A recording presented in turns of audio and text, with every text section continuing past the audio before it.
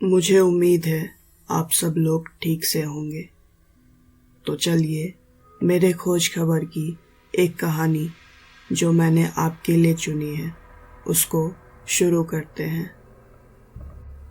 ये भूतिया घटना मेरे पापा के साथ 80s के टाइम में घटी थी, जो उन्होंने मुझे कुछ साल पहले बताई थी। मेरे पापा टीवी के टेक्नीशियन थे, इसलिए काम के सिलसिले में उन्हें घर आते आते देर रात हो जाती थी। उनके पास एक बाइक हुआ करती थी जिससे वो आया जाया करते थे। वो घर जहाँ हम रहते वो मेन रोड से थोड़ा अंदर था, इसलिए मेरे पापा अपने बाइक को वहीं पार्क करके गलियों से होते हुए घर तक पहुँचते थे। हमारे घर से थोड़े ही दूर पर एक रेलवे ट्रैक थी जहाँ से दिन रात ट्रेन आया जाया करती थी। ट्रेन के आने से वहाँ रोड पे गाड़ियों को रुकना पड़ता था।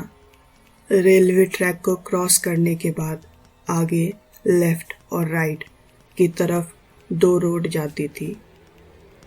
रोड के राइट साइड जाने से आगे एक शमशान घाट थी। जैसा कि आप लोग जानते हैं, पहले के समय में लोग गाँव में 6-7 बजे शाम तक फ्री हो जाते थे और सवेरे ही सो जाया करते थे। रात के 11 बजते बजते तो पूरा गांव सुनसान हो जाता था। ठंडी के मौसम में एक रात की बात है, मेरे पापा आधी रात को घर वापस लौट रहे थे। तब उन्होंने एक यंग औरत को शादी के लिबास पहने रोड पे खड़े देखा। वो मेरे पापा से लिफ्ट मांग रही थी। पापा ने बताया था उसके बाल हवा में लहरा रहे थे। मेरे पापा को थोड़ा अजीब लगा कि इतनी रात गए कोई शादी के लिबास में यहाँ क्या करेगा, मगर उनके अंदर दूसरों की मदद करने की खुजली रहती थी, इसलिए वो उस औरत के पास जाकर रुक गए। उस औरत ने पूछा कि क्या वो आगे तक उसे छोड़ देंगे, जिस पर मेरे पापा राजी हो गए और उसे अपने बाइक पर बिठा लिया। पापा ने उससे बात करने की कोशिश की, पर वो उनके बातों का जवाब देने के मूड में नहीं थी।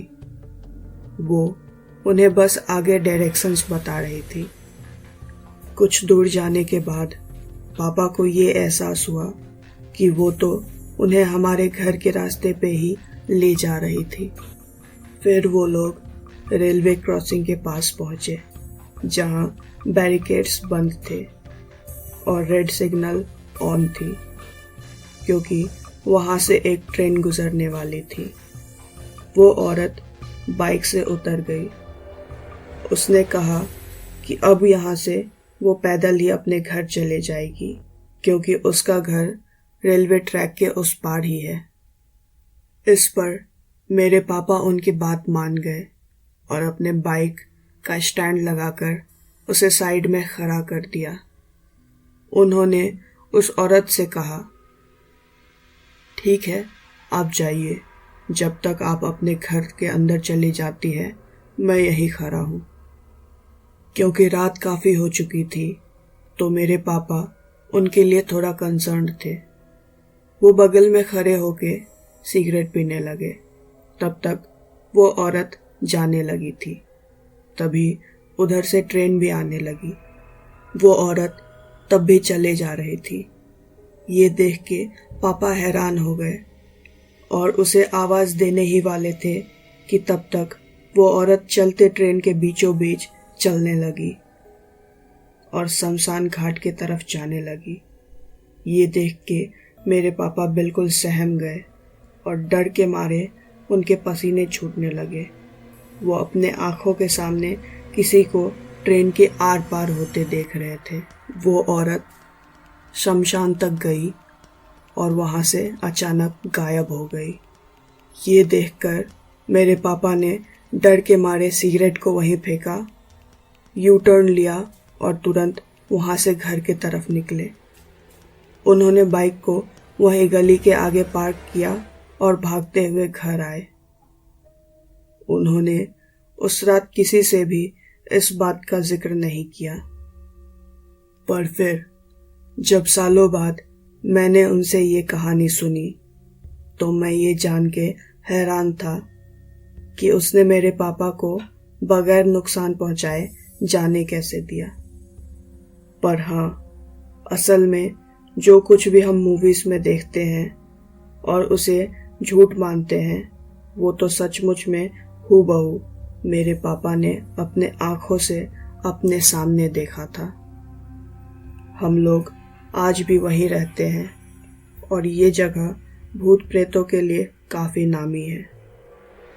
जिस तरह से इम्यूनिटी हमें कोरोना से बचाती है, भगवान, ईश्वर, अल्लाह आपको भूतों से बचाएंगे। तो तब तक के लिए दोनों से ही प्रिकॉशन लेते रहना।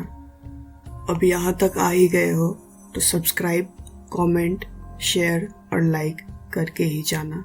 तब तक के लिए मिलते हैं अगली कहानी में।